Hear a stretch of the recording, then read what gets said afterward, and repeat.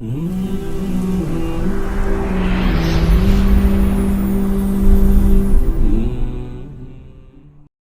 علیکم ورحمۃ اللہ وبرکاتہ۔ الحمد للہ رب العالمین وصلی اللہ وسلم وبارک علی عبدہ ورسولہ محمد وعلی آلہ وصحبہ اجمعین وعلی من تبعہم بإحسان الی یوم الدین، اما بعد۔ حیاکم اللہ ناظرین اکرام، آپ سب کا خیر مقدم ہے۔ ہمارے اس کورس میں جس میں ہم دوسرے موضوع میں داخل ہو چکے ہیں، جس میں ہم نے مختلف اعمال کے حوالے سے جانا جو کہ شریعت میں بہت مختصر،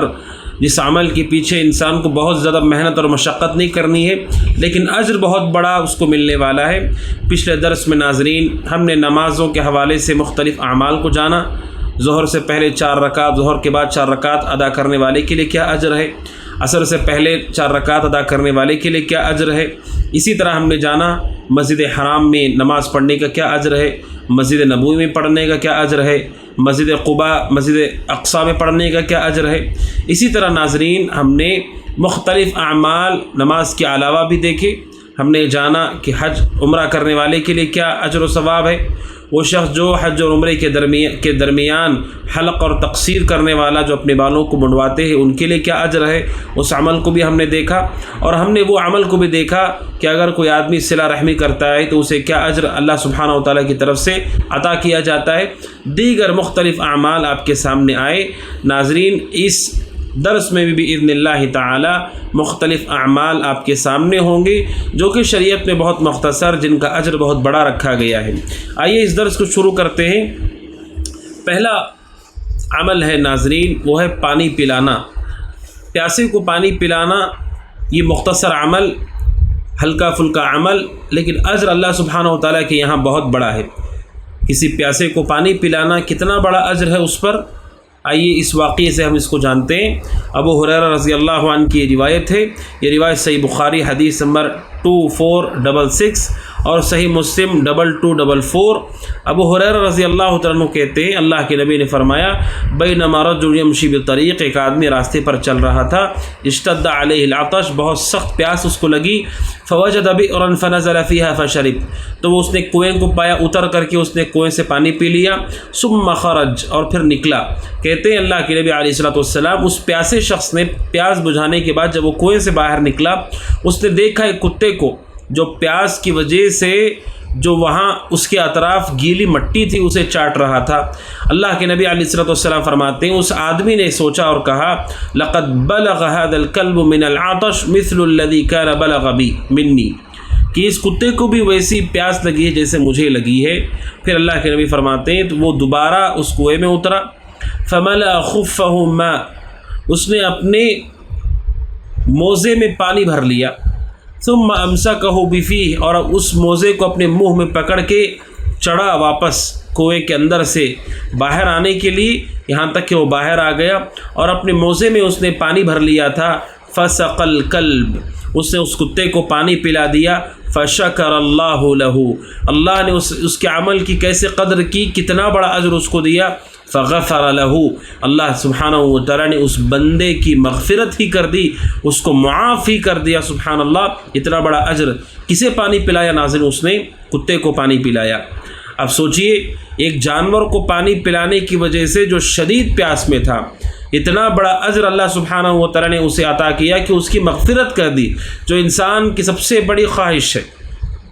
مومن کی سب سے بڑی مطلوب چیز کیا ہے کہ اللہ تعالیٰ اسے معاف کر دے، اور اتنی بڑی مغفرت کا تحفہ اسے ملا کس عمل پر کہ اس نے کتے کو پانی پلایا۔ لہٰذا ناظرین پانی پلانے میں کبھی بخیلی سے کام نہ لیں کہ پانی پلانا بہت بڑے اجر و ثواب کا کام ہے۔ جس عمل کو آپ مختصر سمجھتے ہیں، جب جانور کو پانی پلانے پر اتنا بڑا اجر دیا گیا تو وہ شخص جو مسلمان کو، غیر مسلم کو، انسان کو پانی پلائے تو سوچئے کہ کتنے بڑے اجر کا وہ حقدار ہوگا۔ لہٰذا اعمال صالحہ میں اس عمل کو حقیر نہ سمجھیں کہ پانی پلانے کا آپ کو موقع ملے، کوئی پیاسا ہو تو پانی پلانے میں اس کا تعاون کریں، اور اگر کوئی آپ سے پانی طلب کرتا ہے تو اسے پانی دیں، اس لیے کہ اللہ سبحانہ و تعالیٰ نے اس شخص کی جس نے کتے کو پانی پلایا اس کے عمل کی بڑی قدردانی کی، اس طرح سے کہ اللہ سبحانہ و تعالیٰ نے اس کی مغفرت کر دی۔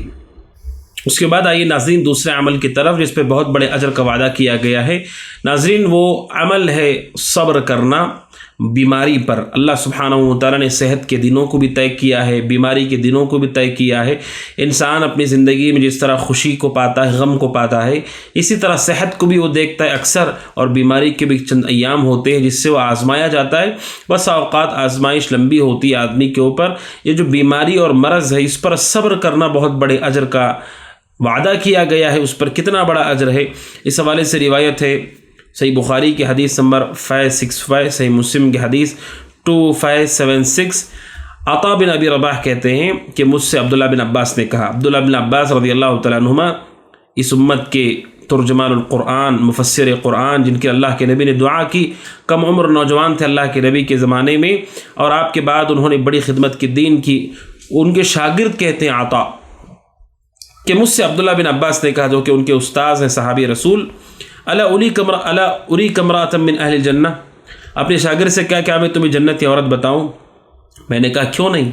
جنتی عورت وہ بھی دنیا ہی میں، کیوں نہیں؟ کہتے ہیں مجھ سے میرے استاد عبداللہ بن عباس نے کہا، هذه المرأة السوداء، یہ جو کالی خاتون ہیں،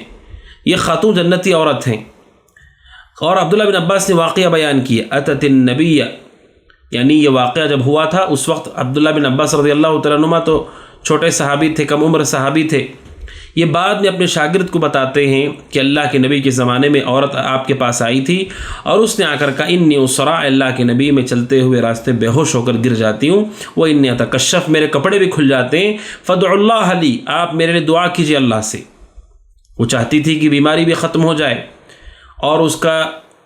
حجاب کا ہٹ جانا یہ بھی مسئلہ حل ہو جائے۔ اللہ کے نبی نے کہا، ان شئتی صبرتی، اگر تم چاہو تو صبر کرو، بیماری پر صبر کرو۔ اس کا یہ معنی نہیں ہے ناظرین کہ کوئی آدمی علاج نہ کرائے، علاج کرائے، احتیاطی تدابیر اختیار کرے، جو صحیح اور جائز وسیلہ ہے اسے اختیار کرے، لیکن ساتھ ہی ساتھ مرض پر، بیماری پر صبر کرے۔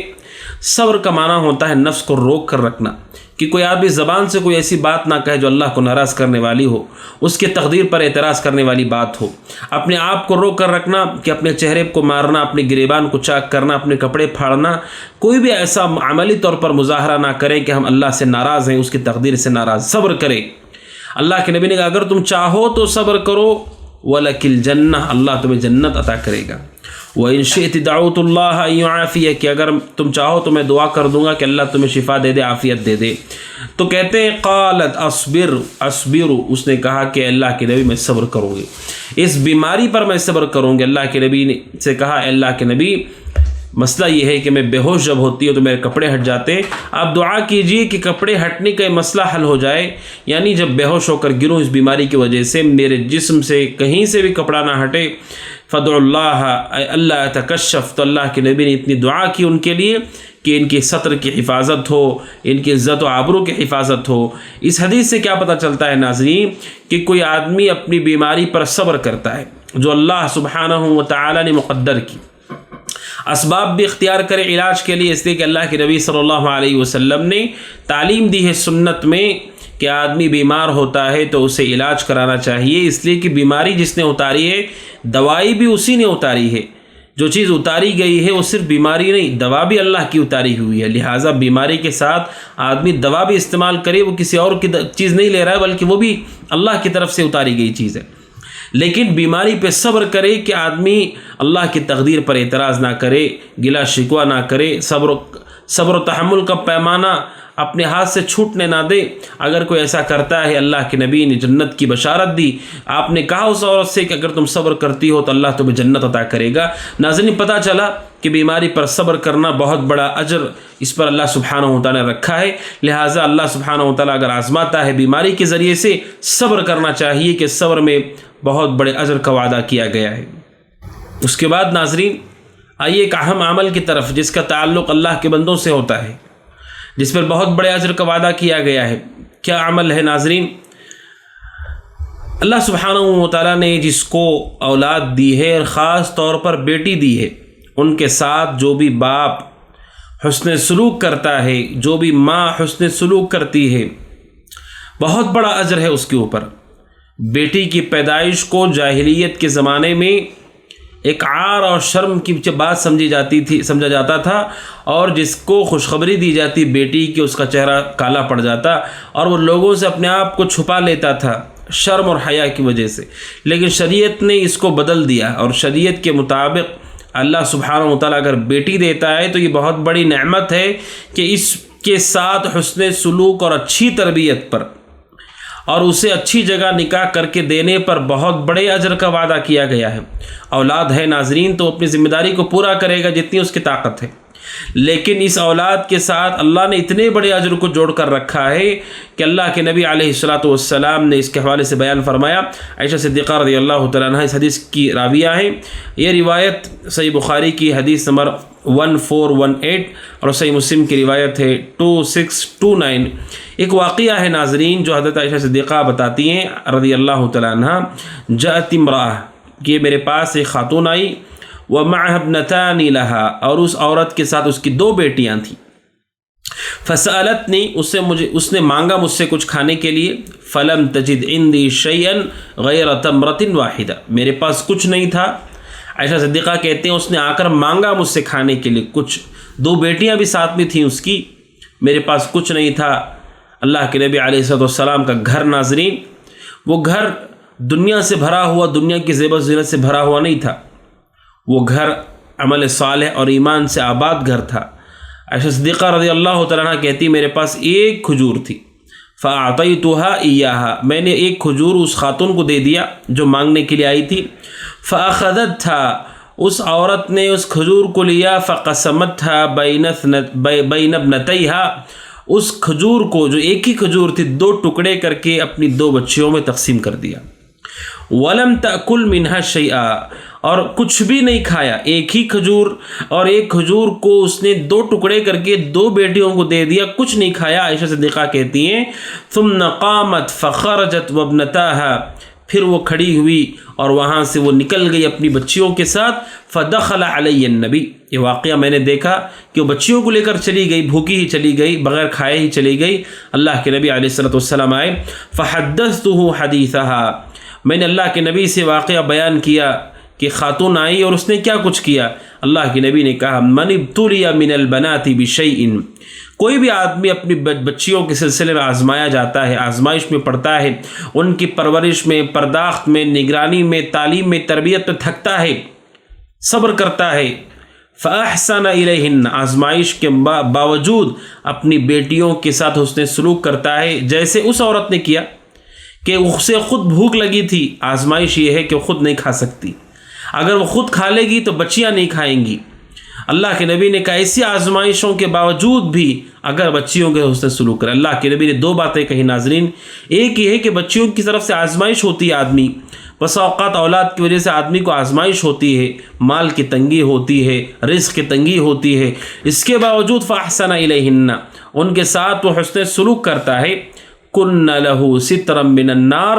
اللہ ان بچیوں کو، ان بیٹیوں کو اس کے لیے نار جہنم سے پردہ بنا دیتا ہے۔ یعنی سبحان اللہ کہ اس کی وہ بیٹی اس کے لیے جہنم سے نجات کا سبب ہے کہ اللہ اسے پردہ بنا دیتا ہے۔ کن لہ سترا من النار، وہ بچیاں اس کے لیے جہنم سے پردہ اور رکاوٹ ہیں، آڑ ہیں اس کے لیے۔ سبحان اللہ ناظرین، اللہ نے جن کو بیٹیاں دی ان کے ساتھ وہ حسن سلوک کرے، ان کی تربیت میں تھکتا ہے، صبر کرے، اور آزمائشوں کے باوجود ان کے ساتھ حسن سلوک کرے، ان کی عزت و آبرو کی حفاظت کرے، انہیں تعلیم دے، ان کی تربیت کرے، اچھی جگہ ان کا نکاح کرے۔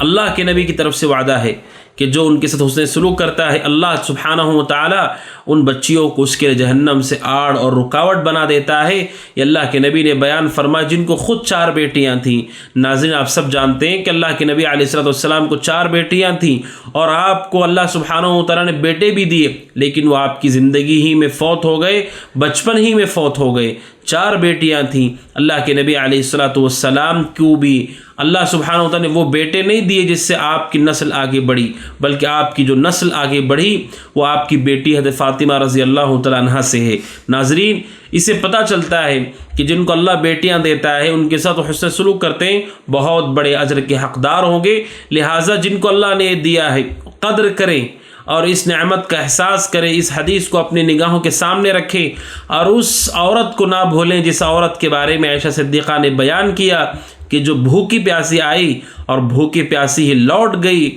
ایک کھجور تھا اسی کو اپنے بچیوں کو دے دیا۔ اس خاتون کی سیرت کو اپنے سامنے رکھ کر اپنی بیٹیوں کے ساتھ حسن سلوک کرنے کی ضرورت ہے ناظرین۔ اس کے بعد آئیے ناظرین ایک ایسے عمل کی طرف جس کا تعلق ان لوگوں سے ہے جن کے اللہ سبحانہ و تعالیٰ نے استطاعت رکھی ہے۔ عمل ناظرین بہت بڑا نہیں لیکن اجر بہت بڑا رکھا گیا ہے۔ کیا عمل ہے ناظرین؟ اللہ کے بندوں میں وہ بندے جو نادار ہیں، محتاج ہیں، پریشان حال ہیں، بہت سارے لوگ ہیں۔ بالخصوص دو طبقات کو اس حدیث میں ذکر کیا گیا ہے۔ پہلا طبقہ ہے الارملہ۔ الارملہ کہتے اس عورت کو جس کے شوہر کا انتقال ہو گیا، وہ عورت جو بیوہ عورت ہے۔ اللہ کے نبی علیہ الصلوۃ والسلام نے اس عورت کا ذکر کیا۔ دوسرا والمسکین، مسکین وہ شخص جو کماتا تو ہے لیکن اس کے پاس اتنا مال نہیں ہے جس سے اس کی ضرورت پوری ہو سکتی ہو، اس کی ساری حاجتیں پوری ہو سکتی ہوں، جو بنیادی ضرورتیں ہیں اس کی کھانا پینا، لباس، نکاح، عزت و آبرو کی حفاظت، اسی طرح بیماری پر علاج، جو انسان کی بنیادی ضرورتیں ہیں وہ نہیں پوری ہو رہی ہیں، اسے مسکین کہا جاتا ہے۔ کیا فضیلت ہے ناظرین؟ اس حوالے سے روایت ہے بخاری میں حدیث نمبر 6007 اور مسلم کی روایت 2982۔ ابو ہریرہ رضی اللہ تعالیٰ عنہ کہتے ہیں اللہ کے نبی نے فرمایا علیہ الصلاۃ والسلام الساعی علی الارملۃ والمسکین کالمجاہد فی سبیل اللہ واحسبہ قال وکالقائم لا یفطر وکالصائم لا یفطر۔ اللہ کے نبی نے فرمایا وہ شخص جو بیواؤں کے اور مسکینوں کی کفالت کرتا ہے، ان کی نگرانی اور ان کے اخراجات کو برداشت کرتا ہے، کل مجاہد فی سبیل اللہ، ایسا شخص اللہ کے راستے میں جہاد کرنے والے کے برابر ہے۔ یا ابو ہریرہ کہتے ہیں یا اللہ کے نبی نے کہا کل قائم، اس آدمی کی طرح جو قیام اللیل کرتا ہے، تھکے بغیر اپنے قیام اللیل کو جاری رکھتا ہے، اس روزے دار کی طرح جو روزے کو جاری رکھتا ہے۔ اللہ کے نبی علیہ الصلوۃ والسلام نے سبحان اللہ 3 بڑے بڑے اجر کا وعدہ کیا ہے، بیان کیا ہے کہ کتنا بڑا اجر ہے کس کے لیے ناظرین؟ وہ جو بیواؤں اور مسکینوں کے کفالت کرتا ہے۔ الساعی کا معنی ہے بیواؤں اور یتیموں کے بارے میں، الساعی کا مطلب ہے وہ جو ان کی ضروریات کو پورا کرتا ہو، جو ان کی بنیادی ضروریات ہیں، ان کے اخراجات اور نفقے کی ذمہ داری لیتا ہو۔ اللہ سبحانہ و تعالیٰ نے جس کو استطاعت دی کہ وہ کسی بیوہ خاتون کی اخراجات کو برداشت کر سکتا ہے، اس لیے کہ ناظرین جس کا شوہر فوت ہو جاتا ہے اس کے لیے مال آنے کا کیا راستہ ہوگا؟ اس لیے کہ شوہر ہی کمانے کا ذمہ دار ہوتا ہے، وہی خرچ کرنے کا پابند ہوتا ہے۔ جب وہی انتقال کر گیا پھر اس عورت کے بچوں کی نگرانی کون کرے گا اور کون ہے جو ان کے اخراجات کو برداشت کرے گا؟ ناظرین سماج کے اس طبقے کے ساتھ آپ دیکھتے ہیں بہت ناروا سلوک جاری رکھا جاتا ہے۔ وہ خاتون جو بیوہ ہو جاتی ہے، بیوگی کی مصیبت کے ساتھ اسے فقیری اور محتاجی کی زندگی بھی گزارنا پڑتی ہے، اس وجہ سے کہ اللہ کے بندوں میں اس نعمت کا کہ اللہ سبحانہ و تعالی نے وہ شخص جو ایسے موقع پر آگے بڑھ کر کے ان پر خرچ کرتا ہے، ان کی پریشانی میں ان کا ساتھ دیتا ہے، کتنا بڑا اجر رکھا ہے اس سے ہم غافل ہیں۔ اسی لیے اللہ کے نبی صلی اللہ علیہ وسلم نے اس خصوصی طور پر اس تقوی کا ذکر کیا اور دوسرا مسکین کا ذکر کیا، مساکین کا ذکر کیا کہ جو شخص ان دونوں کی کفالت کی ذمہ داری لیتا ہے، خرچ کرتا ہے، اللہ نے جو اسے استطاعت دی ہے، کیا اجر ہے؟ جہاد فی سبیل اللہ، جو اللہ کے راستے میں جہاد کرتے اس کا درجہ اللہ دے گا، رات میں تہجد پڑھنے والوں کا درجہ دے گا، صبح میں روزے رکھنے والوں کا درجہ دے گا۔ جب کوئی آدمی اللہ کے ان بندوں کا خیال کرتا ہے، اللہ کی بندیوں کا خیال کرتا ہے، بیواؤں کا خیال کرتا ہے، مساکین کا خیال کرتا ہے، ناظرین جس کو اللہ نے مال و دولت دی ہے، اپنے مال و دولت کا مصرف بھی انہیں معلوم ہونا چاہیے کہ ہم اپنے مال کو کس جگہ پر لگائیں کہ بہت بڑا اجر ہمیں حاصل ہو۔ تجارت کے حوالے سے ہم میں سے ہر شخص بڑا ہی ذہین و فطین ہوتا ہے، وہ یہ سوچتا ہے کہ میرا انویسٹمنٹ کم ہو لیکن مجھے پروفٹ بہت زیادہ ہو، کہ میں بہت کم خرچ کروں مجھے بدلے میں بہت زیادہ مال حاصل ہو، لیکن دین اور اجر کے حوالے سے یہ جذبہ ہمارے اندر نہیں ہوتا، جبکہ شریعت مطہرہ میں اللہ سبحانہ و تعالیٰ نے یہ ہمارے لیے عمل رکھا ہے کہ آپ اگر خرچ کرتے ہیں، ایسا نہیں کہ آپ سب کچھ اسے دیتے ہیں، ان کی بنیادی ضرورتوں کو پورا کرتے ہیں، ان کے اخراجات کو برداشت کرتے ہیں۔ اللہ کے نبی نے علیہ الصلوۃ والسلام یہ فرمایا کہ اس کا درجہ مجاہد کا ہے، رات میں قیام کرنے والے کا ہے،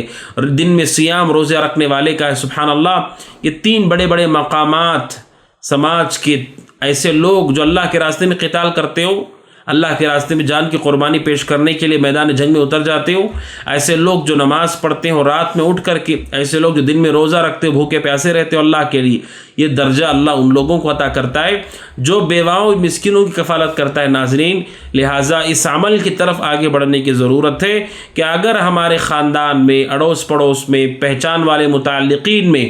ایسے لوگ ہیں، ایسی کوئی خاتون ہے جو بیوہ ہے، ایسا کوئی شخص جو مسکین ہے، اس کے اخراجات کو برداشت کرنے کے لیے آگے بڑھنے کی ضرورت ہے کہ اس پہ بہت بڑے اجر کا وعدہ کیا گیا ہے۔ اس کے بعد آئیے ناظرین ایک مختصر عمل کی طرف جو ہم میں سے ہر شخص کر سکتا ہے، ہر ایک کے لیے اللہ نے میسر کیا ہے، اور ہر ایک کے لیے اس نیکی کا موقع اپنی زندگی میں ضرور آتا ہے۔ وہ نیکی کیا ہے ناظرین؟ وہ عمل کیا ہے ناظرین؟ کہ راستے میں چلتے ہوئے تکلیف دہ چیز کوئی نظر آتی ہے، اس تکلیف دہ چیز کو ہٹا دینا آپ سمجھتے ہیں یہ معمولی مختصر عمل ہے، بہت بڑا اجر ہے اس کے اوپر۔ اگر کوئی آدمی اچھی نیت کے ساتھ اس راستے سے اس تکلیف دہ چیز کو ہٹاتا ہے، کتنا بڑا اجر ہے۔ اس حوالے صحیح مسلم کی روایت ہے، ابو ہریرہ رضی اللہ تعالیٰ راوی ہیں، صحیح مسلم کی حدیث 1914 حدیث ہے۔ ابو ہریرہ رضی اللہ عنہ کہتے ہیں اللہ کے نبی نے فرمایا علیہ الصلوۃ والسلام، مر رجل بغصن شجرۃ علی ظہر الطریق، ایک آدمی گزر رہا تھا راستے میں، تو اس نے ایک ٹہنی کو دیکھا جو راستے میں تھی، تو اس نے کہا واللہ لأنحین هذا عن المسلمین لا یؤذیہم، اللہ کی قسم میں اس ٹہنی کو راستے سے ہٹا دوں گا تاکہ مسلمانوں کو تکلیف نہ ہو چلنے پھرنے میں۔ راستے میں ٹہنی وہ دیکھتا ہے ناظرین، اور یہ سوچتا ہے کہ اس کی وجہ سے مسلمانوں کو آنے جانے میں، چلنے پھرنے میں لوگوں کو تکلیف ہو رہی ہے، میں اس کو دور کر دیتا ہوں۔ اللہ کے نبی فرماتے ہیں اس آدمی نے اس تکلیف دہ چیز کو راستے سے دور کر دیا، فَأُدْخِلَ الْجَنَّةِ، اللہ کے نبی فرماتے ہیں اس آدمی کو اس عمل کی وجہ سے جنت میں داخل کیا گیا۔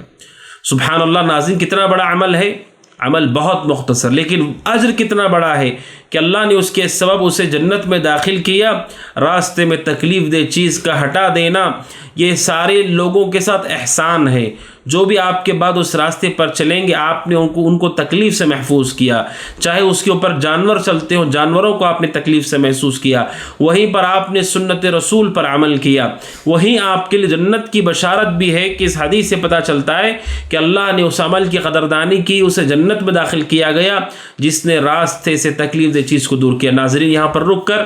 بعض اہل نے یہ بات کہی کہ جب راستے سے تکلیف دہ چیز کو ہٹانے پہ جنت کا وعدہ کیا گیا ہے، تو سوچئے وہ شخص جو ایمان کے راستے سے بھٹک کر گمراہی کے راستے پر چل رہے ہیں،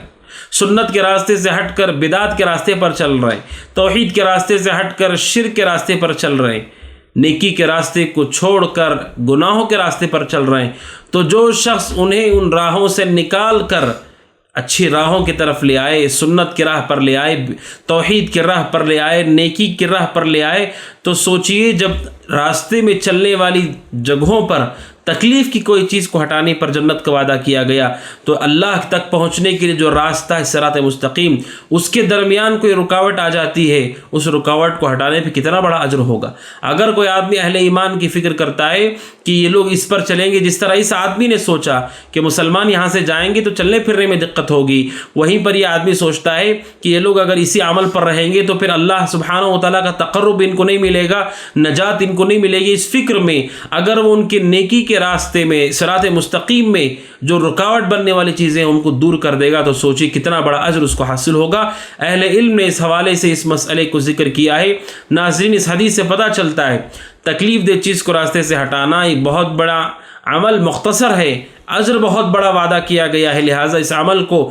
حقیر نہ سمجھتے ہوئے راستے میں چلتے ہوئے اپنا بھی خیال کریں، اپنے پیچھے مسافرین جو آنے والے ہیں، جو جانور وہاں سے گزریں گے، جو سواریاں وہاں سے گزریں گی، ان کے ساتھ بھی حسن سلوک ہے۔ کتنے ایسے واقعات ہوتے ہیں کہ راستے میں کوئی تکلیف دہ چیز موجود تھی، ہم نے دیکھا اور گزر گئے، بعد میں پتہ چلا کہ اسی راستے پر اسی جگہ کوئی بہت بڑا حادثہ ہو گیا، کسی آدمی کو اپنی جان کھونی پڑی، کسی آدمی کو اپنا ہاتھ پیر کھونا پڑا، بہت بڑا حادثہ ہو گیا، افسوس کی بات ہے ناظرین، ہمیں معلوم ہے کہ وہاں پر بہت بڑی نقصان دہ چیز ہے، وہاں پر تکلیف دہ چیز، اس کے باوجود اگر ہم آنکھ بند کر کے گزر جاتے ہیں، یہ خیر خواہی نہیں ہے لوگوں کے ساتھ، اللہ کے بندوں کے ساتھ، جانوروں کے ساتھ حسن سلوک یہ ہے، آپ اسے دور کر دیں اور اجر کی نیت رکھیں کہ اللہ سبحانہ و تعالیٰ بہت بڑا اجر اس پر عطا فرمائے گا۔ اس کے بعد آئیے ناظرین ایک ایسے عمل کی طرف جس عمل کو ہم نے معمولی سمجھا ہے، حقیر سمجھا ہے،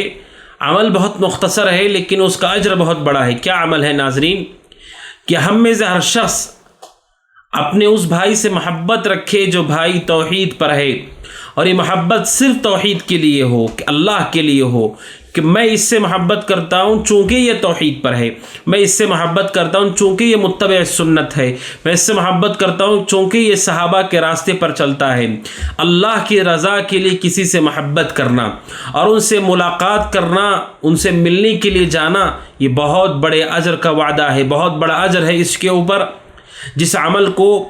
ہم معمولی یا ہلکا پھلکا سمجھتے ہیں، کتنا بڑا اجر ہے ناظرین۔ جب ہم کسی مسلمان سے محبت کرتے ہیں، ہماری محبت رشتے کی بنیاد پر ہوتی ہے، ہماری محبت فائدے کی بنیاد پر ہوتی ہے، تجارت کی بنیاد پر ہوتی ہے، احسان کی بنیاد پر ہوتی ہے، مدد کی بنیاد پر ہوتی ہے، لالچ کی بنیاد پر ہوتی ہے، ڈر کی بنیاد پر ہوتی ہے کہ ہم محبت کر رہے ہیں، دکھاوا کر رہے ہیں صرف کسی کے ڈر سے یا کسی چیز کے لالچ میں۔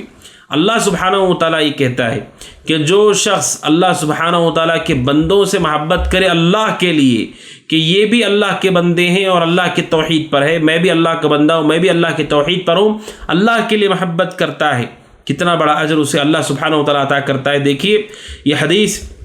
صحیح مسلم کی حدیث ہے، حدیث نمبر 2567، اللہ کے نبی فرماتے ہیں، ابو ہریرہ رضی اللہ عنہ راوی ہیں، آپ نے فرمایا ان رجلا زار اخا له فی قریۃ اخری، کہ پچھلے زمانوں میں ایک آدمی وہ اپنے بھائی کی ملاقات کے لیے اس بستی میں گیا، اس کا بھائی کسی اور بستی میں رہتا تھا، مسلمان بھائی، توحید پر باقی بھائی۔ اللہ کے نبی فرماتے فارصد اللہ له علی مدرجته ملکا، اللہ سبحانہ و تعالیٰ نے ایک فرشتے کو اس کے راستے پر بٹھا دیا جو اس کا انتظار کر رہا تھا۔ وہ اللہ کا بندہ اپنی بستی سے نکل کر اپنے اس مسلمان بھائی کی بستی کی طرف جا رہا تھا، راستے میں فرشتہ بیٹھا تھا جو انسانی شکل میں تھا۔ فلما اتى علیہ، جو اس کے پاس وہ پہنچا تو اس نے اسے کہا این ترید، کہاں جا رہے ہو؟ اس نے کہا ارید اخا لی فی هذه القریہ، اس نے کہا کہ میں اپنے بھائی سے ملاقات کرنے جا رہا ہوں جو اس بستی میں ہے۔ تو کہا اس فرشتے نے جو انسانی شکل میں تھا هل لك علیہ من نعمت تربها، کیا کوئی تمہارا لین دین کا معاملہ ہے جس کی وجہ سے تم جا رہے ہو؟ اس نے کہا نہیں، غیر انی احببته فی اللہ، معاملہ یہ ہے کہ میں اللہ کے لیے اس سے محبت کرتا ہوں کہ وہ بھی توحید پر ہے، اس لیے میں اس سے محبت کرتا ہوں، اللہ کے لیے محبت کرتا ہوں۔ تو اس نے کہا فإنی رسول اللہ الیک، میں اللہ کی طرف سے تمہاری طرف پیغام لے کر کے آیا ہوں۔ کیا پیغام ہے؟ بأن اللہ احبک کما احببتہ فیہ، کہ اللہ بھی تم سے محبت کرتا ہے جیسے تم نے اس سے محبت کی اس کی خاطر۔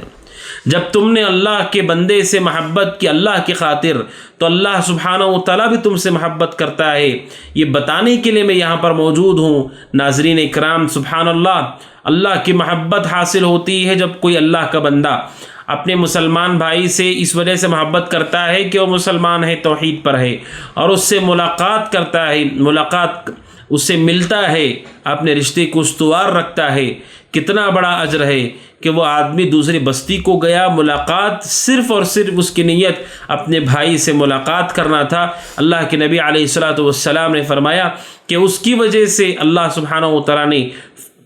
فرشتے کے ذریعے سے پیغام بھجوایا، اللہ بھی اس سے محبت کرتا ہے۔ لہٰذا ناظرین اس کا اہتمام کرنا چاہیے کہ ہماری محبت ہو ایک دوسرے سے اللہ کے لیے، اور ایک دوسرے سے ملاقات ہو اللہ کے لیے، ایک دوسرے کی فکر کریں اللہ کے لیے، ایک دوسرے سے کا خیال رکھیں اللہ سبحانہ و تعالیٰ کی رضا کے لیے، کہ اللہ سبحانہ و تعالیٰ کی عبادت کرنے والے آپس میں اگر بھائی نہیں ہوں گے تو کیا اللہ کے ساتھ شرک اور کفر کرنے والے ہم آپس میں بھائی ہوں گے؟ جس کو ہم اپنا رب مانتے ہیں، جو حقیقی معبود ہے، اور ہم سب مل کر اس کی عبادت کرتے ہیں، اگر ہم ہی آپس میں بھائی چارہ نہ رکھیں، اگر ہم ہی آپس میں محبت برقرار نہ رکھیں، اگر ہم ہی ایک دوسرے کا خیال نہ رکھیں، فکر نہ کریں، ایک دوسرے کی مدد نہ کریں، تعاون نہ کریں، تو پھر کون کرے گا؟ آج آپ دیکھتے ہیں ناظرین، امت مسلمہ چاروں جانب سے گھیری گئی ہے، اور دشمن انتظار میں ہے کہ کون سا موقع اسے ملے اور وہ امت کے لوگوں کو نیست و نابود کرے، تباہ و برباد کرے۔ ایسے موقع پر کون ہے؟ اللہ سبحانہ و تعالیٰ کی عبادت کرنے والے بندے ہی اگر آپس میں ایک دوسرے سے محبت نہ رکھیں تو پھر کون ہم سے محبت کرے گا؟ کون ہے جو ہماری ہمدردی کرے گا، ہماری فکر کرے گا، ہمارا خیال کرے گا، ہمارا بھلا چاہے گا؟ ہم ہی ہیں ناظرین، جنہیں ایک دوسرے کا خیال کرنا ہے، ایک دوسرے کی فکر کرنی ہے، ایک دوسرے کو سہارا دینا ہے۔ مومن دوسرے مومن کے لیے ایسے ہی ہوتا ہے جس طرح دیوار میں اینٹ ہوتی ہے، ایک اینٹ سے کچھ نہیں، اینٹوں سے اینٹ ملتی چلی جاتی ہے اور مضبوط دیوار کھڑی ہو جاتی ہے جو آندھی اور طوفانوں سے مقابلہ کرتی ہے۔ لہٰذا ناظرین، ہمیں اس کا خیال کرنے کی ضرورت ہے کہ ہم اپنے مسلمان بھائی سے اپنے رشتے کو استوار رکھیں، محبت کریں، اللہ کی خاطر خیال رکھیں، ملاقات کریں، ان کی فکر کریں، بإذن اللہ یہ ہمارے لیے بہت بڑے اجر کا سبب ہوگا۔ اس کے بعد آئیے ناظرین ایک عظیم حدیث کی طرف، جس حدیث میں ناظرین 7 اعمال کو ذکر کیا گیا ہے، اور اس 7 اعمال کے لیے اللہ سبحانہ و تعالیٰ نے بہت بڑے اجر کا وعدہ کیا ہے۔ اللہ کے نبی علیہ السلام کی زبانی 7 قسم کے لوگ جو 7 قسم کے اعمال انجام دیں گے، کتنا بڑا اجر ہے ان کے لیے کہ اللہ سبحانہ و تعالیٰ کے عرش کا سایہ ان کو ملے گا کل روز محشر،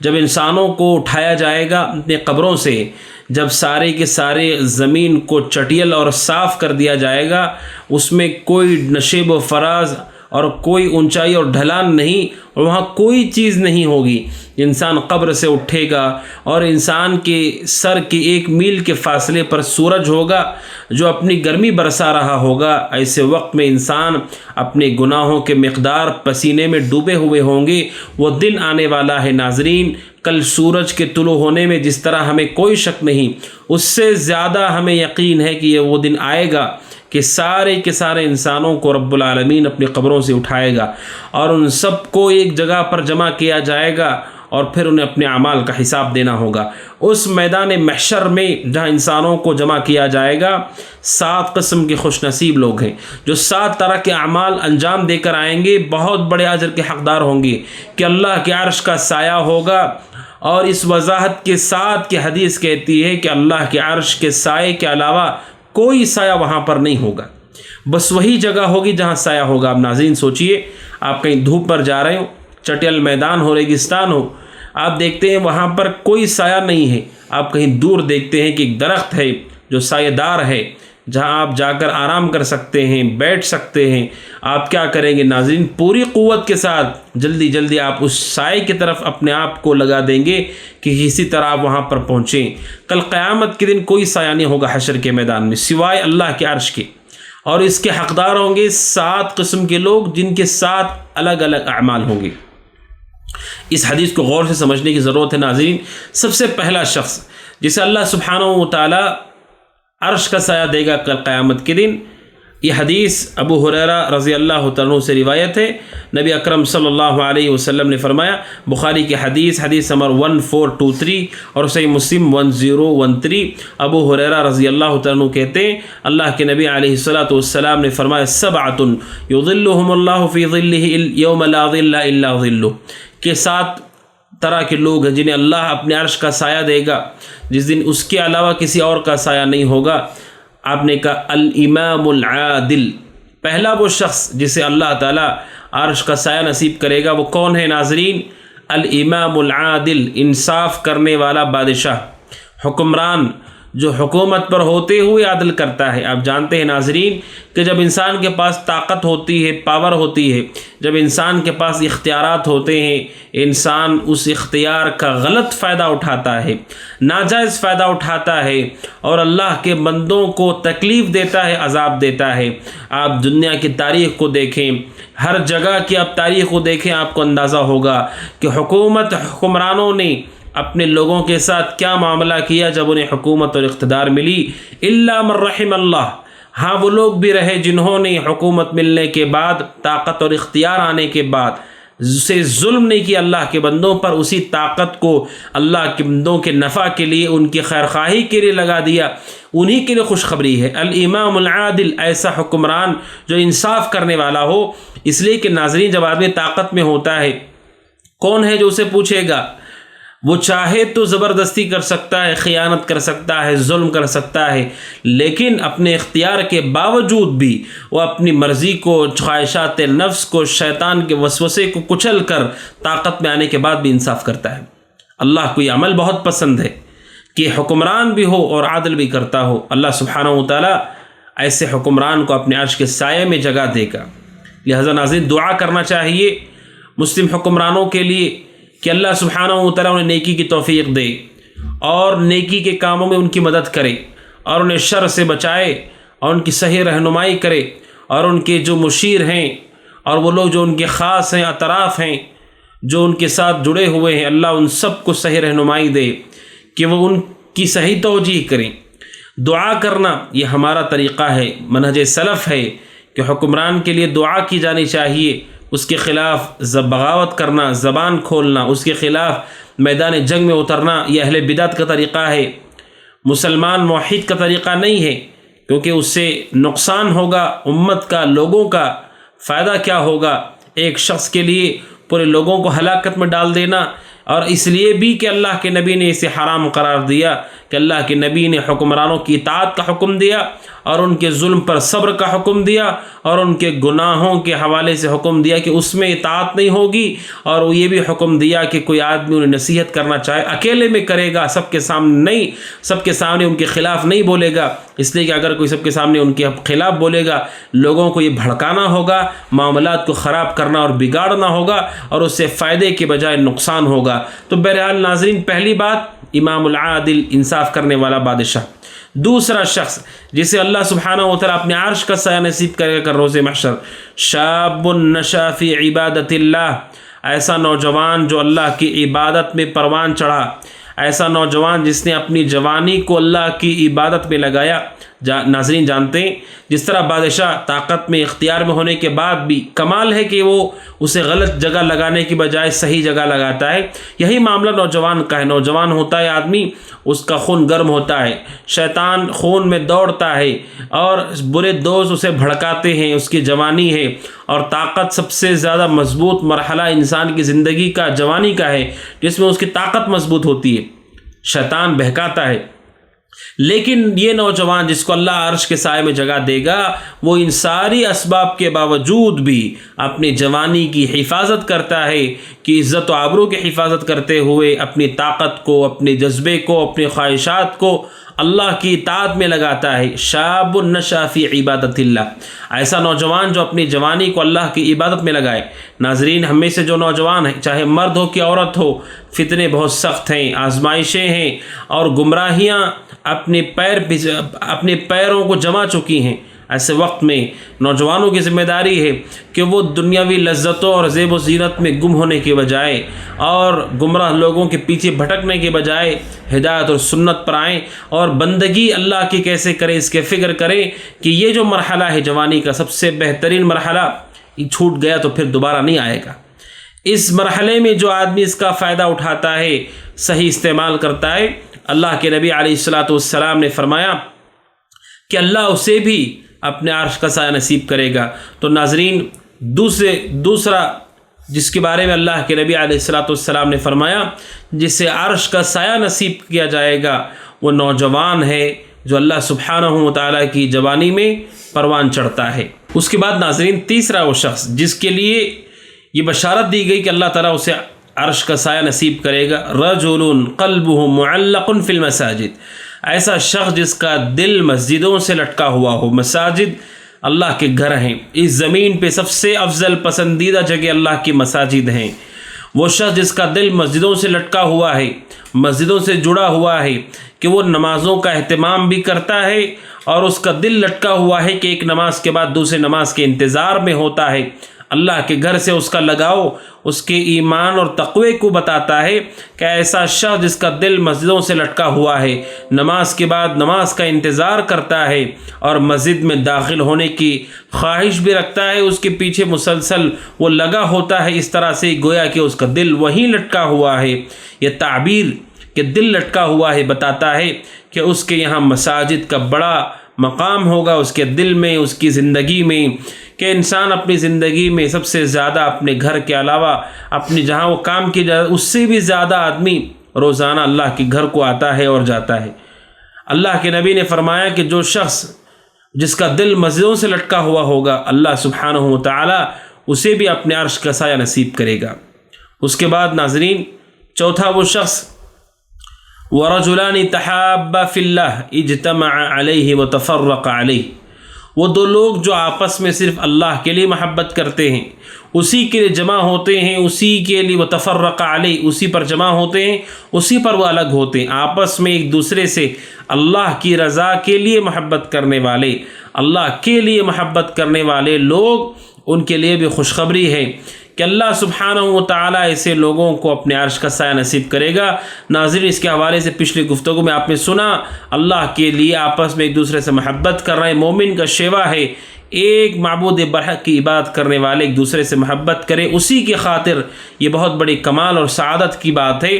کہ دو لوگ آپس میں محبت کرتے ہیں اللہ کے لیے، اسی پر جمع ہوتے ہیں، اسی پر الگ ہوتے ہیں۔ اللہ کے نبی نے فرمایا علیہ الصلاۃ والسلام کہ ان کو بھی اللہ تعالیٰ اپنے عرش کا سایہ نصیب کرے گا۔ تو ناظرین، اس کے بعد اللہ کے نبی علیہ الصلاۃ والسلام نے جس شخص کا ذکر کیا 5ویں نمبر پر، وَرَجُلٌ طَلَبَتْهُ امْرَأَةٌ ذَاتُ مَنْصِبٍ وَجَمَالٍ فَقَالَ إِنِّي أَخَافُ اللَّهَ، اللہ کے نبی نے فرمایا 5واں وہ شخص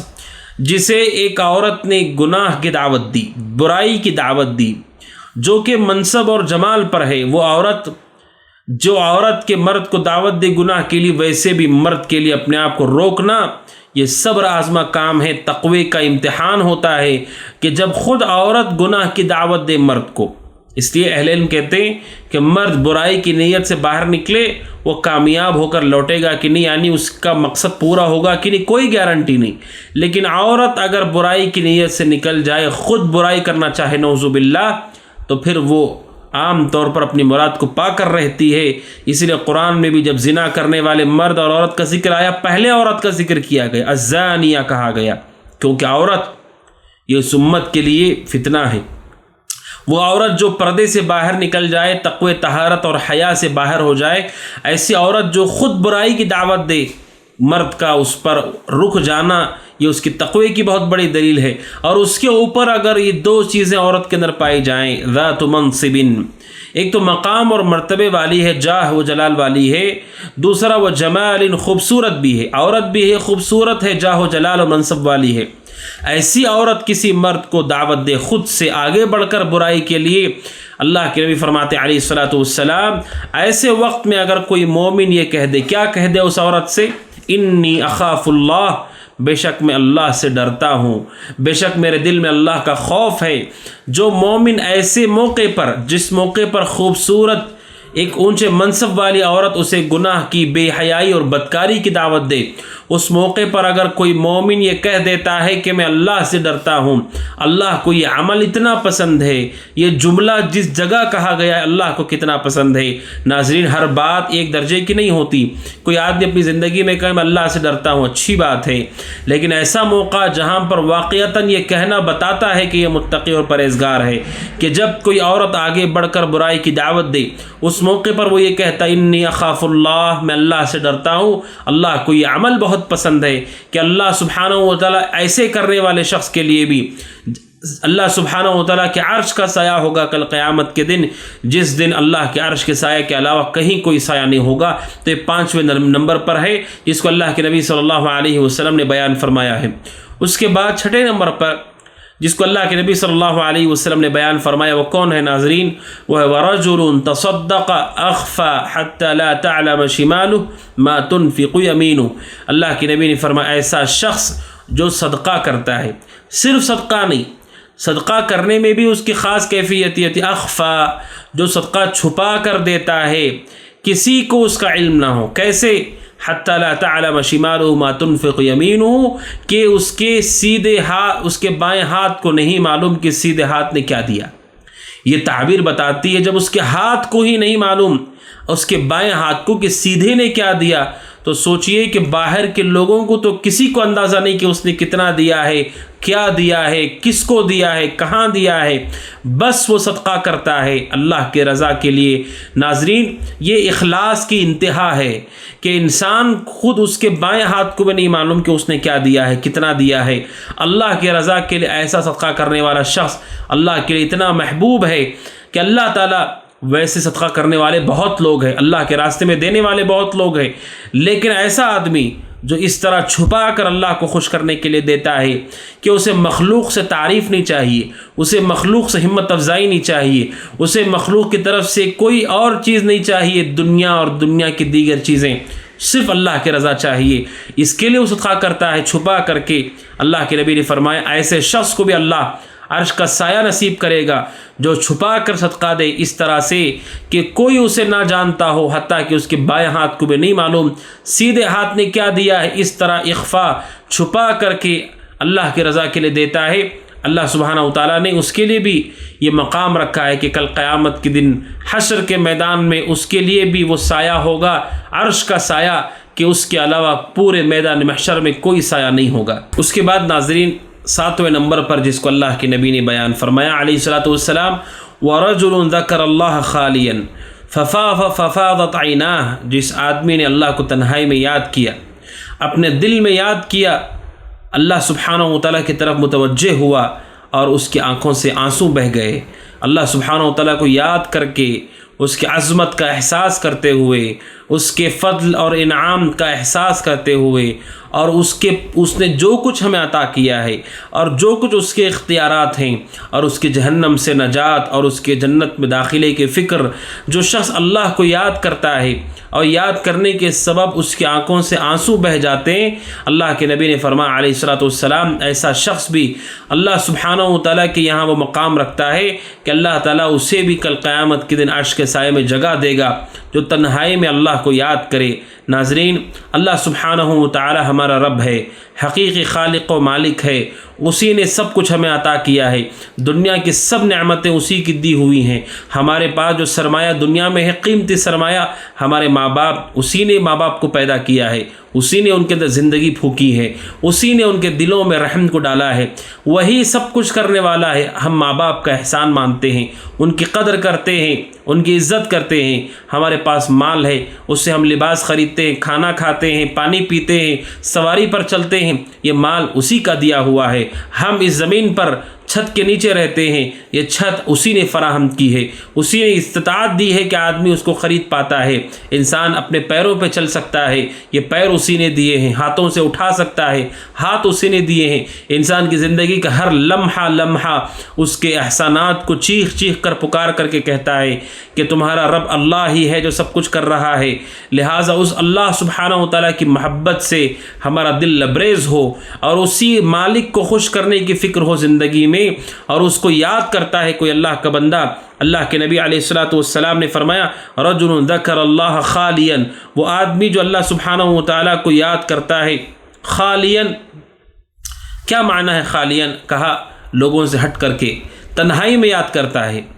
اللہ سبحانہ و تعالیٰ کو تنہائی میں جب کوئی اسے نہیں دیکھ رہا، اس وقت اللہ کو یاد کرتا ہے اور اس کے آنکھوں سے آنسو بہہ جاتے ہیں۔ اور بعض اہل علم نے کہا کہ اس کا معنی یہ نہیں کہ لوگوں سے ہٹ کر کے، بلکہ اس کا مطلب یہ ہے کہ اپنے دل میں یاد کرتا ہے، لوگوں کے بیچ میں ہی کیوں نہ ہو، اس کے دل میں اللہ سبحانہ و تعالیٰ کو یاد کرتا ہے، اس کے آنکھوں سے آنسو بہنے لگتے ہیں۔ اللہ کے نبی فرماتے علیہ الصلوۃ والسلام کہ ایسا شخص جو اللہ کی عظمت سے، اللہ سبحانہ و تعالیٰ سے ملاقات ہونے والی ہے، اس ملاقات کے احساس سے کہ اس کے سامنے کھڑے ہونا ہے، اس موقف کو یاد کر کے اور اس کے انعامات، اس کے احسانات کو یاد کر کے روتا ہے، لوگوں کے درمیان ہی صحیح لیکن دل میں وہ بات فکر کے ساتھ اللہ کی طرف متوجہ ہو کے یاد کرتا ہے، یا تنہائی میں یاد کرتا ہے، اس کے آنسو نکل پڑتے ہیں۔ اللہ کو یہ بندہ ایسا پسند ہے کہ کل قیامت کے دن ان 7 لوگوں میں سے یہ بھی خوش نصیب ہے جسے اللہ کے یاد میں آنسو آنسوؤں کو بہایا ہوگا ناظرین، اللہ سبحانہ و تعالیٰ اسے بھی عرش کا سایہ نصیب کرے گا۔ ناظرین، اسے ایک حدیث میں 7 افراد 7 اعمال کے حوالے سے آپ نے سنا، جس کا خلاصہ اہل علم ذکر کرتے ہیں 2 چیزیں کہ جب ہمارے اندر اخلاص ہو، صرف اللہ کے لیے ہم نے کیا ہو، دوسرا اپنے نفس کی خواہشات کی مخالفت کرتے ہوں، بادشاہ اللہ سبحانہ و تعالیٰ کا ڈر نہ ہو اس کے اندر، اور اپنے نفس میں جو اس کے اندر نفس کی خواہشات ہیں، اختیار ہونے کے بعد بھی نفس کی خواہشات کو کچل کر وہ انصاف کرتا ہے، نوجوان ہونے کے باوجود نفس کو کچل کر اللہ کے رضا کے لیے عبادت کرتا ہے۔ یہ سارے کے سارے لوگ، ان کے اندر 2 چیزیں پائی جاتی ہیں، ایک ہے اخلاص اللہ کے سبحانہ و تعالیٰ کی رضامندی، اور دوسرا اپنے نفس کے خواہشات کی مخالفت۔ ان کے ساتھ ان اعمال کو ناظرین اگر ہم انجام دیتے ہیں، یہ 7 مختلف اعمال جس کو اللہ جو میسر کرتا ہے، ہمارے لیے بہت بڑا اجر ہے کہ کل قیامت کے دن عرش کا سایہ ہمیں نصیب ہوگا، جس دن اللہ کے عرش کے سائے کے علاوہ کوئی سایہ، کوئی پناہ گاہ نہیں ہوگی کہ جس کے پاس انسان جا کر پناہ لے سکتا ہو۔ اللہ کے نبی صلی اللہ علیہ وسلم نے 3 اعمال کا ذکر کیا ہے جن پہ بہت بڑا اجر رکھا گیا ہے، ایسا اجر کہ انسان جب اس اجر کو جان لیتا ہے تو دل میں بڑی خوشی اور مسرت محسوس ہوتی ہے کہ کتنا بڑا اجر اللہ سبحانہ و تعالیٰ نے اس کا رکھا ہے۔ معاملہ دراصل یہ ہے ناظرین کہ ہمارے لیے عمل کرنے کا سلسلہ اسی وقت تک ہے جب تک ہم زندہ ہوں، ہماری زندگی کے ختم ہونے کے بعد عمل کرنے کا سلسلہ ختم ہو جاتا ہے۔ آئیے وہ حدیث جان لیتے ہیں۔ حدیث ابو ہریرہ رضی اللہ تعالیٰ عنہ سے مروی ہے، صحیح مسلم کی روایت ہے، حدیث نمبر 1631۔ ابو ہریرہ کہتے ہیں رضی اللہ عنہ، اللہ کے نبی نے فرمایا علیہ الصلاۃ والسلام، اذا مات الانسان انقطع عمله الا من 3، جب انسان مرتا ہے تو اس کا عمل منقطع ہو جاتا ہے۔ یہ پہلی بات اللہ کے نبی نے واضح کر دی کہ شریعت کے مطابق انسان کے لیے عمل کرنے کی جو حد ہے وہ ہماری جب تک سانس باقی ہے، جسم میں روح ہے، جب تک روح اور جسم کا رشتہ نہیں ٹوٹا اس وقت تک عمل کرنے کی اجازت ہے، عمل کرنے کی ترغیب اور تعلیم اور حکم ہے۔ لیکن جیسے انسان کی روح قبض ہو گئی، انسان کی زندگی ختم ہوئی، تو اس کے بعد کوئی عمل نہیں، کوئی اجر نہیں عمل کرنے والے، نہ عمل ہے نہ اجر ہے۔ انسان کے لیے عمل کا موقع زندگی میں ہی ہے۔ انسان فوت ہو جاتا ہے، انقطع عنہ عملہ، اس کا عمل منقطع ہوتا ہے۔ جب عمل منقطع ہو گیا، عمل ختم ہو گیا، تو ظاہر سی بات ہے کہ اجر بھی ختم ہو جائے گا، کوئی اجر نہیں ہوگا۔ لیکن یہ حدیث بتاتی ہے 3 ایسے کام ہیں کہ انسان کے مرنے کے بعد بھی ان کا اجر اللہ سبحانہ و تعالیٰ جاری رکھتا ہے، اجر منقطع نہیں ہوتا ہے۔ وہ کیا چیزیں ہیں ناظرین؟ صدقۃ جاریہ، صدقہ جاریہ، ایسا صدقہ جس کا نفع باقی رہ جائے، ایسی چیز جس کا نفع باقی رہ جائے۔ کسی شخص نے اللہ سبحانہ و تعالیٰ کی رضامندی کے لیے کنواں کھدوا دیا، اب اس سے نفع جاری ہے کہ لوگ مسلسل پی رہے ہیں۔ صدقہ جاریہ کسی شخص نے اللہ سبحانہ و تعالیٰ کے رضامندی کے خاطر کوئی تعمیر کی جس سے لوگوں کا نفع ہے، جب تک تعمیر ہے اس کے لیے اجر کا سلسلہ برابر جاری ہے۔ اللہ کے نبی فرماتے ہیں علیہ الصلاۃ والسلام، جب تک نفع جاری رہے گا اجر بھی جاری رہے گا۔ چونکہ اگرچہ کہ اس کا عمل ختم ہو گیا، لیکن اس کے عمل میں سے ایک ایسا عمل رہ گیا جس کا نفع لوگوں کو مسلسل ہو رہا ہے، اس نفع کی وجہ سے اس کا اجر بھی مرنے کے بعد بھی اس کے نامہ اعمال میں لکھا جاتا رہے گا۔ سبحان اللہ، اللہ کی کتنی بڑی مہربانی اور فضل و کرم ہے کہ مرنے کے بعد بھی اجر کا سلسلہ جاری رہ سکتا ہے انسان کے لیے، اگر اس نے ایسا صدقہ کیا جو صدقہ کے باقی رہ جائے، اس کا نفع باقی ہو۔ ناظرین، صدقہ 2 طرح کا ہے۔ ایک صدقہ آپ نے دیا، سامنے والے نے استعمال کیا اور ختم ہو گیا، کسی کو کھلا دیا، کسی کو پہنا دیا، کسی کو پلا دیا۔ ایک صدقہ وہ ہے کہ آپ کے دینے کے بعد وہ صدقہ باقی رہ گیا، اس سے نفع برابر اٹھایا جا رہا ہے۔ ایسا صدقہ جاریہ کہ انسان ایسی نیکی کرے جو باقی رہ جاتی ہو۔ اگر کوئی آدمی مسجد کی تعمیر کر دے، مدرسے کی تعمیر کر دے، بیواؤں کے لیے، بوڑھوں کے لیے، یتیموں کے لیے پناہ گاہ بنا دے، کہیں پر وہ طلباء کے لیے تعلیم کا انتظام کر دے، کہیں پر کنواں کھدوا دے، کہیں پر وہ درخت لگوا دے، ایسے کام جو کام کے انسان کے مرنے کے بعد بھی اس کا نفع برابر جاری ہے، مسلسل لوگوں کو فائدہ ہو رہا ہے۔ اللہ کے نبی نے فرمایا صدقۃ جاریہ، سب سے پہلی چیز صدقہ جاریہ کہ اللہ سبحانہ و تعالیٰ صدقہ جاریہ کرنے والے کے لیے اس کے نامہ اعمال میں مسلسل نیکیوں کو لکھتا رہتا ہے، جب تک وہ چیز باقی ہے اس سے نفع اٹھایا جا رہا ہے، تب تک آپ کے نامہ اعمال میں نیکی لکھی جاتی رہے گی، وہ کبھی ختم نہیں ہوگی۔ ناظرین سبحان اللہ، یہ پہلی بات ہے جو اللہ کے نبی نے بیان کی۔ دوسری بات کیا ہے؟ او علم ينتفع به، ایسا علم جس سے لوگ فائدہ اٹھا رہے ہیں، ایسا علم جس سے لوگ فائدہ اٹھا رہے ہیں۔ اگر کسی آدمی نے مرنے کے بعد اپنے علم کے نشانات چھوڑے کہ جس سے لوگ فائدہ اٹھا رہے ہیں، کسی شخص نے اللہ سبحانہ و تعالیٰ کے دین کی نشر و اشاعت کی کتاب لکھ دی، اب وہ کتاب باقی ہے، اس کے علم کی شکل ہے وہ کتاب،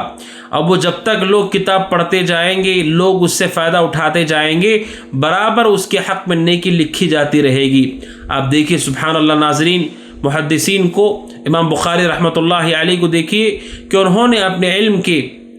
مطابق کتاب لکھی جو اس دنیا کی اللہ کی کتاب قرآن مجید کے بعد سب سے صحیح کتاب ہے، جس پر امت کا اجماع ہے۔ اصح الکتب بعد کتاب اللہ، سب سے صحیح کتاب اللہ کی کتاب کے بعد، قرآن مجید کے بعد صحیح بخاری۔ ہر گھر میں، ہر جگہ، ہر مسجد میں آپ اسے دیکھتے ہیں، ہر مدرسے میں آپ دیکھتے ہیں، یہ نشان باقی ہے امام بخاری کا علمی نشان۔ جب تک لوگ اس سے فائدہ اٹھا رہے ہیں، اس علم سے فائدہ اٹھا رہے ہیں، اللہ سبحانہ و تعالیٰ برابر اس آدمی کے لیے اجر کو لکھتا رہے گا کہ جب تک لوگ اس کے علم سے فائدہ اٹھا رہے ہیں۔ وہ علمی شکل آج کے دور میں سوشل میڈیا کو دیکھیے ناظرین، کہ انسان کے بیانات ہیں، انسان کے مقالات اور تحریریں ہیں، کہ انسان تو فوت ہو گیا مگر انٹرنیٹ پر، سوشل میڈیا پر اس کے بیانات باقی ہیں، جس سے لوگ ہدایت پا رہے ہیں، لوگ توبہ کر رہے ہیں، سنت کو سیکھ رہے ہیں، شریعت کو سیکھ رہے ہیں۔ یہ علم ينتفع به، کہ ایسا علم جس سے لوگ فائدہ اٹھا رہے ہیں۔ اللہ سبحانہ و تعالیٰ ایسے شخص کے نیکیوں کو برابر جاری رکھتا ہے کہ برابر انہیں اجر ملتا ہے جب تک یہ عمل جاری رہتا ہے۔ ناظرین، اسے پتہ چلتا ہے کہ علم انسان کو کوشش کرنا چاہیے، جو علم اس نے سیکھا ہے لوگوں کو سکھائے۔ کیا آپ نے لوگوں کو سکھا دیا؟ جس کو آپ نے سکھایا آدمی اس پر عمل کرتا رہے گا، جب تک عمل کرے گا آپ کو اجر ہوگا۔ آپ علم کے نشر و اشاعت کے لیے پوری کوشش کریں، محنت کریں، بالخصوص سوشل میڈیا کے اس دور میں کہ وہاں پر علم کے نشانات باقی رہ جاتے ہیں، محفوظ رہ جاتے ہیں۔ علم ينتفع به۔ اور تیسری چیز جو اللہ کے نبی نے بیان في علیہ الصلوۃ والسلام، او ولد صالح يدعو له، یا نیک اولاد جو اس کے حق میں دعا کرتی ہے۔ انسان اپنے پیچھے اولاد کو چھوڑ کر جاتا ہے، اور اولاد اگر ماں باپ کے حق میں دعا کرتی ہے، اس اولاد کی دعا کو بھی اللہ سبحانہ و تعالی قبول کرتا ہے، اور اس اولاد کی دعا کے سبب اس مرنے والے کی نیکیوں کو اللہ سبحانہ و تعالی جاری رکھتا ہے۔ ناظرین، یہ بہت بڑی بات ہے جو اللہ کے نبی علیہ الصلوۃ والسلام نے بیان فرمائی۔ اسی لیے ہمیں کوشش کرنا چاہیے ان 3 اعمال کے حوالے سے غور کریں کہ 3 اعمال جن کا نفع باقی رہ جاتا ہے، صدقہ جاریہ ہو، علم ہو یا اولاد ہو، آدمی کے جانے کے بعد بھی اس سے نفع باقی رہ گیا، اللہ کے نبی فرماتے ہیں کہ اس کی وجہ سے نامہ اعمال میں مسلسل اضافہ ہوتا رہتا ہے۔ اسی لیے اللہ کے نبی صلی اللہ علیہ وسلم نے ایک دوسری روایت میں بیان فرمایا کہ کوئی آدمی فوت ہو جاتا ہے، لیکن فوت ہونے سے پہلے اس نے کچھ کام کیے تھے، جیسے اس نے علم سکھایا ہو، یا نیک اولاد کو چھوڑا ہو، یا قرآن مجید جو مصحف ہے وہ تقسیم کیا ہو، یا مسجد کو بنایا ہو، یا مسافروں کے لیے گھر بنایا ہو، یا نہر کو جاری کیا ہو، کہیں پر کھدوا دیا ہو، نہر جاری ہو گئی، یا صدقہ اپنی صحت میں اور اپنی حیات میں نکالا ہو۔ یہ سارے کے سارے اعمال انسان کے انتقال کے بعد بھی انسان کے لیے نیکی کا سبب ہے کہ وہ نیکی کا حقدار ہوتا رہتا ہے۔ ناظرین، اس حدیث پر غور کرنے کی ضرورت ہے۔ اللہ کے نبی صلی اللہ علیہ وسلم نے یہ 3 اعمال بتائے۔ ناظرین، اس علماء کہتے ہیں کہ ہر مومن کو اجر کے حوالے سے بھی چوکنا ہونا چاہیے، اور وہاں پر اسے حریص بھی ہونا چاہیے، اور وہ اسباب کے پیچھے ہونا چاہیے جس اسباب سے اسے بہت فائدہ ہو۔ آپ نے یہ تو سنا کہ مختصر اعمال پہ بہت بڑا اجر، یہ انسان کی سمجھداری، عقل مندی ہے کہ وہ اس مختصر عمر میں ان کو پا لیتا ہے، کر لیتا ہے تاکہ بہت بڑا اجر ملے۔ اسی کے ساتھ یہ بھی ہے ناظرین کہ ہماری زندگی کے ختم ہونے کے ساتھ ہمارے عمل کا سلسلہ ختم نہ ہو، ہمارے نیکیوں کا سلسلہ ختم نہ ہو۔ ہر ایک کو یہ فکر کرنا چاہیے، اس لیے کہ نہ جانے کتنے مراحل ہیں جن مراحل سے آدمی کو گزرنا ہے، جہاں اسے نیکیوں کی حاجت ہے، ضرورت ہے۔ آپ دیکھ رہے ہیں ہم اپنی زندگیوں میں کتنی نیکیاں کر رہے ہیں، اب مرنے کے بعد اگر نیکی کا سلسلہ پورا بند ہو گیا تو ہمارے لیے آگے کے مراحل میں کیا ہوگا ہم نہیں جانتے۔ مرنے سے پہلے ہمیں ان 3 چیزوں میں سے اور جو آپ نے سنا صدقہ جاریہ، علم نفع بخش علم یا نیک صالح اولاد، ان کی فکر کرے آدمی تاکہ اس کے مرنے کے بعد بھی اس کا سلسلہ جاری رہے، اجر ملتا رہے۔ یہ اجر انسان کی اخروی ہر مرحلے میں اسے اس کی ضرورت ہے، قبر کا مرحلہ ہو، حشر کا مرحلہ ہو، انسان میزان حسنات میزان سے گزرے گا، ترازو سے گزرے گا، نامہ اعمال کے تقسیم سے گزرے گا، قنطرہ سے گزرے گا، وغیرہ وغیرہ، ہر جگہ اسے نیکیوں کی ضرورت ہوگی۔ ناظرین، اس وجہ سے کسی بھی نیکی کو حقیر نہ سمجھو، مختصر اعمال کے کرنے میں لپک کر جلدی کرو، اور تیسرا یہ کہ مرنے کے بعد کون سے اعمال باقی رہ جائیں گے اس کی فکر کرو، کیونکہ یہ ہمارے لیے بہت فائدے کا سودا ہوگا کہ اگرچہ کہ ہمارا جسم مٹی میں مل گیا، فنا ہو گیا، ہڈیاں بگل گئیں، کوئی نشان اب قبر میں بھی نہیں ہے، لیکن آپ کے نامہ اعمال کو بند نہیں کیا گیا ہے، چونکہ آپ نے صدقہ جاریہ کیا، آپ نے نفع بخش علم لوگوں میں چھوڑا، آپ نے نیک صالح اولاد کو چھوڑا جو برابر آپ کے حق میں دعا کر رہی ہے۔ ناظرین، آج کی اس ملاقات میں ہم نے یہ اللہ کے نبی علیہ الصلوۃ والسلام سے ثابت ان اعمال کو جانا جو مختصر ہیں، آدمی کے لیے بہت مشقت اور تھکان اس میں نہیں، لیکن بہت بڑے اجر کا وعدہ کیا گیا ہے۔ ناظرین، ہم سب کو چاہیے کہ ہم ان اعمال کو اور اس کے علاوہ جو کتاب و سنت میں ثابت ہے ان اعمال کے کرنے میں جلدی کریں، اس کی فکر کریں، انسان کے مختصر زندگی میں اعمال کو سمیٹ کر بڑے اجر کا وہ حقدار ہو جائے، اس کی ہم کوشش کریں۔ انشاءاللہ اگلے درس میں جو کہ ہمارا آخری درس ہوگا اس میں ملاقات ہوگی چند اور اعمال کے ساتھ جن اعمال پر بہت بڑے اجر کا وعدہ کیا گیا ہے۔ ناظرین، اللہ سبحانہ و تعالیٰ سے دعا ہے کہ اللہ سبحانہ و تعالیٰ جو کچھ ہم نے سیکھا اس پر عمل کی توفیق عطا فرمائے، سنت پر استقامت نصیب فرمائے، ہر طرح کی گمراہی سے نجات دے۔ اللہ تعالیٰ ہمیں توحید کے راستے پر، سنت کے راستے پر، نیکی کے راستے پر گامزن رکھے۔ ھذا وصلی اللہ وسلم علی نبینا محمد وعلی آلہ وصحبہ اجمعین۔ السلام علیکم ورحمۃ اللہ وبرکاتہ۔